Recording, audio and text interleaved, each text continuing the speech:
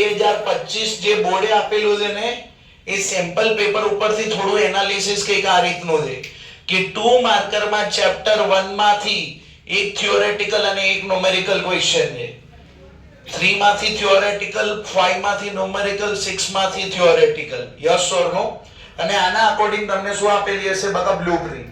Normally એવું જરૂરી નથી હોતું કે બ્લુપ્રિન્ટ ફોલો થાય, પણ 15 ફેબ્રુઆરી પછી આ ટાર્ગેટેડ કામ કરાય કે 15 ફેબ્રુઆરી પછી 13મું ચેપ્ટર કરતા હોય ને એટલે મગજમાં ચાલવું જોઈએ હે 4 માર્કર ન્યુમેરિકલ પર ફોકસ કરવું. પેલા બે ન્યુમેરિકલ ભૂલાય નહીં. 2 કે 3 હતા એ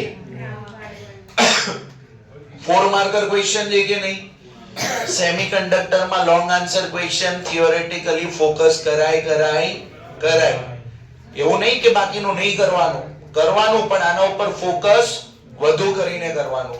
અને સૌથી બાકી તો આ બધું મેં મેન્શન કરેલું છે એ રીતનું જ છે. સૌથી મેઇન ફોકસ મારે અહીંયા તમને કરાવવું છે કે આના અકોર્ડિંગ જુઓ ને તો થિયોરેટિકલ ન્યુમેરિકલ તો 2 માર્કમાં 14 માર્કની થિયોરી છે બકા, 3 માર્કમાં 12 માર્કની થિયોરી છે, 4 માર્કમાં 12 છે બકા. ટોટલ 50 માર્કનો જે પાર્ટ બી હોય એમાં 38 માર્કની શું છે? થિયોરેટિકલ ક્વેશ્ચન છે. યસ ઓર નો? અને જો ખાલી ન્યુમેરિકલ તમે ફોકસ કરેલા છે તો બી 50 માર્કમાંથી 37 માર્કનું શું છે? 37 માર્કનું ન્યુમેરિકલ છે. એટલે તમારું એક પાસું જો આગા ઉપર નીચે હોય ને તો જે સ્ટ્રોંગ હોય ને એના ઉપર પકડ રાખશો તો ફાયદામાં રહેશો. સમજમાં આવું? જનરલ ઓપ્શન ના લીધે આ ફાયદો છે. હા કે ના? સમજમાં આવું કે નહીં? આ કોના લીધે ફાયદો છે?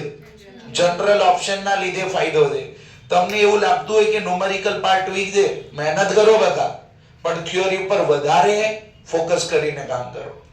તમને એવું લાગતું હોય કે થિયોરેટિકલ પાર્ટ વીક છે, મહેનત કરો, પણ ન્યુમેરિકલ ઉપર વધારે ફોકસ કરો. જે તમારી સ્ટ્રેન્થ છે એને સ્ટ્રેન્થ રાખો અને વીકનેસ ઉપર કામ કરો. ફાયદો અહીંયા થશે ને થશે.